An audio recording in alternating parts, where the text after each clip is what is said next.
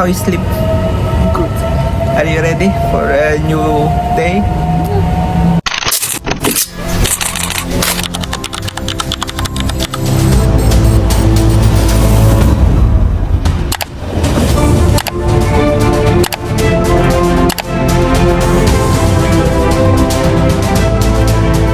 Good morning mga kababayan. Araw ng Biyernes dito sa Poland. So papasok na si kabayang Adrian. At busy din naman. Maulan dito sa Tri-City, Poland mga kababayan. At papunta ako ng train station. Kasi kung nakatira kayo dito sa Tri-City, Poland, mas advisable ang biyahe sa train, ano, lalo na malayo kayo sa trabaho ninyo. Para sa akin, sa loob ng 6 na taon na paninirahan dito sa Tri-City, Poland, ay advisable ang gumamit ng train. Naiwan ako nung isang train, so maghihintay ulit ako ng 10 minutes. Mabilis naman yung rally ng train dito sa Tri-City, mga kababayan, itong SKM na tinatawag nila dito. Malamig pa rin dito sa Poland, mga kababayan.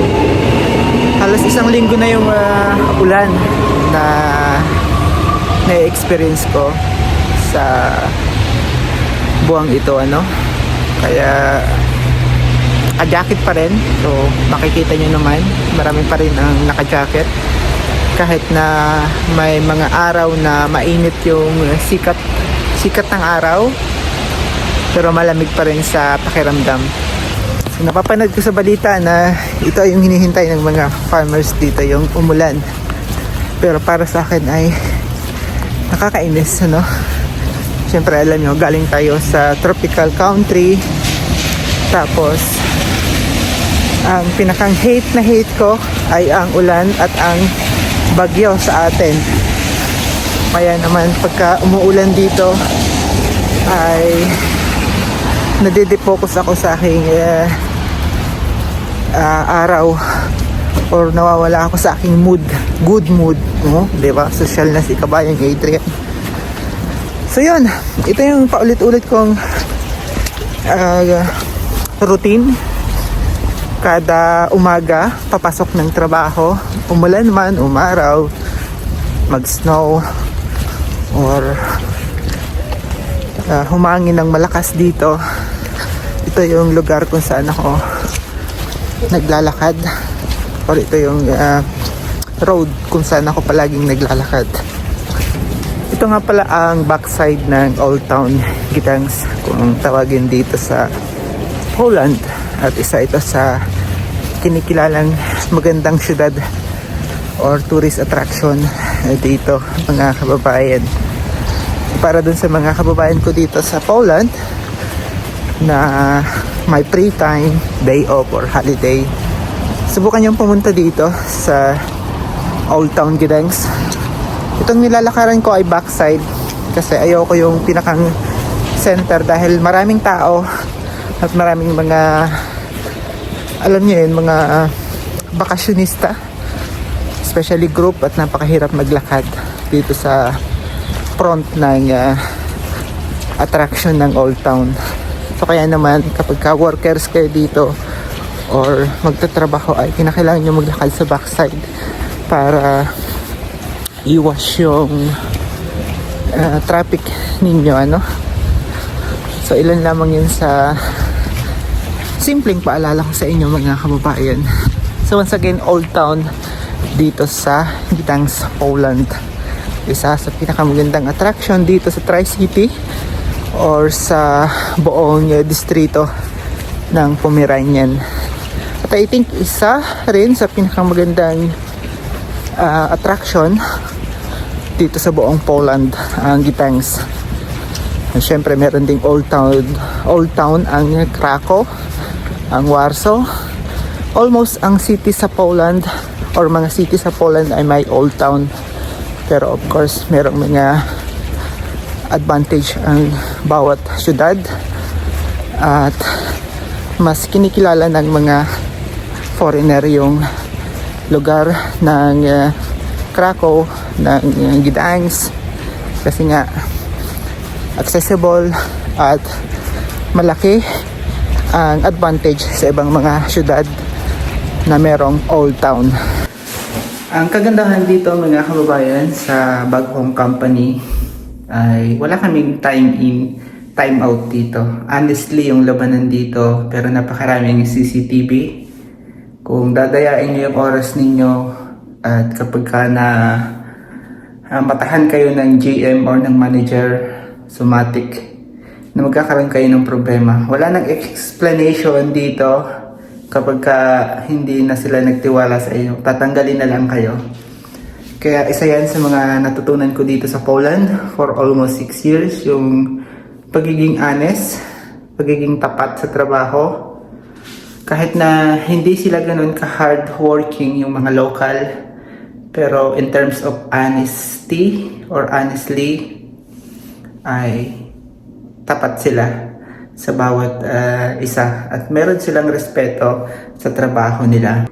Eto, start na ulit morning shift mga kababayan.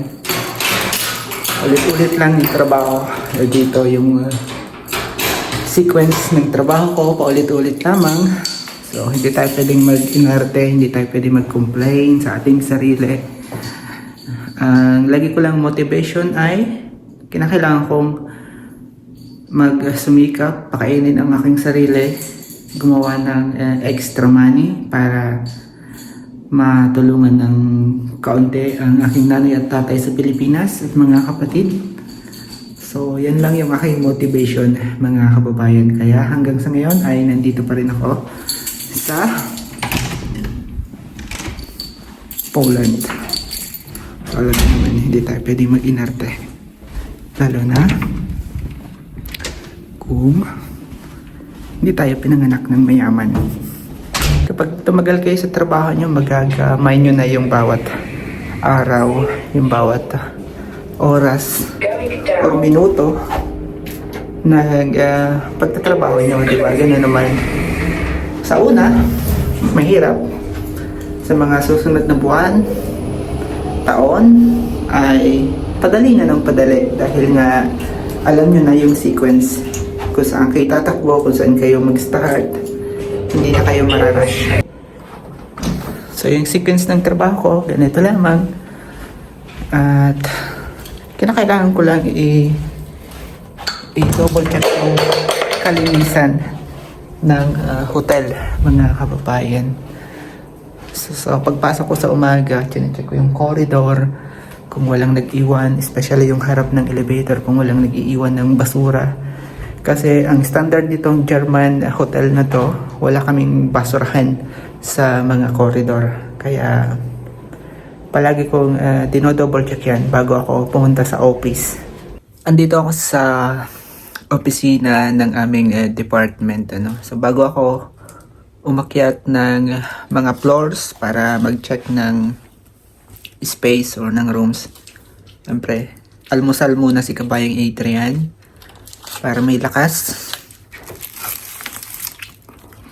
So karaniwang kinakain ko dito, breakfast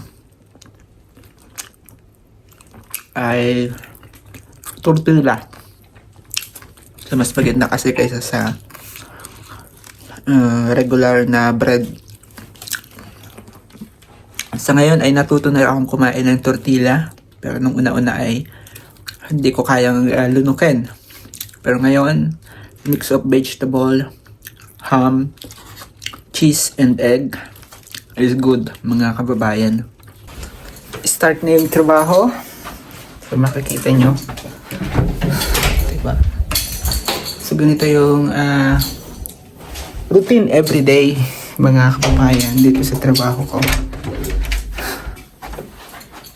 Itong room na to ay after ng technician. So kinakailangan naming i-double check, baka may naiwang dumi, 'di ba? Alam niyo naman pag after technician, so kinakailangan ay i-double check pa rin kahit na malinis na yung kwarto. At 75, yeah? So I will check.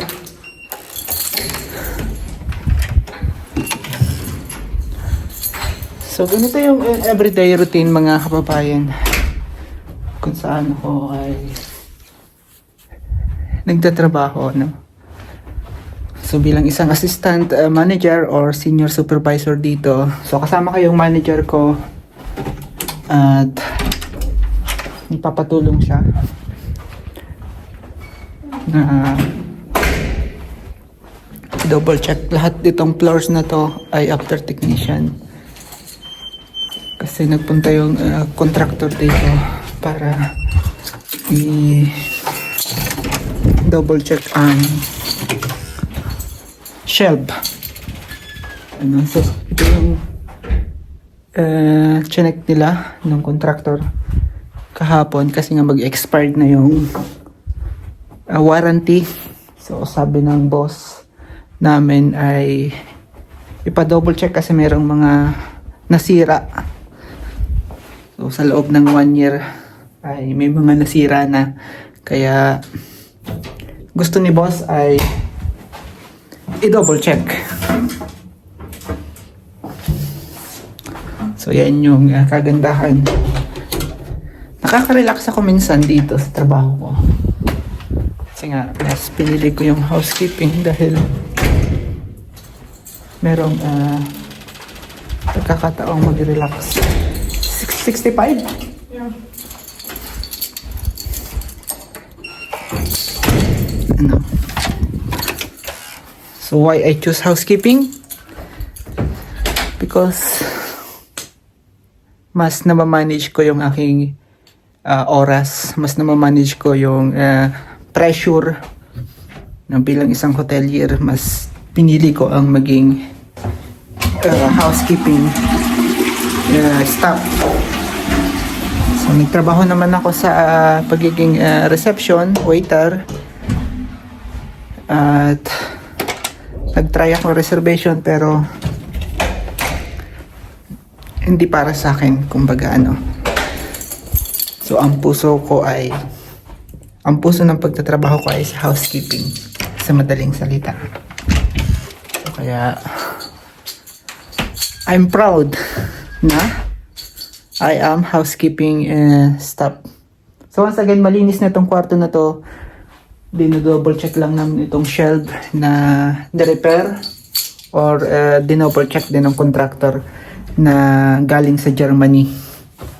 Kasi nga patapos na yung warranty at ang gusto ng boss ay i-double check lahat ng room.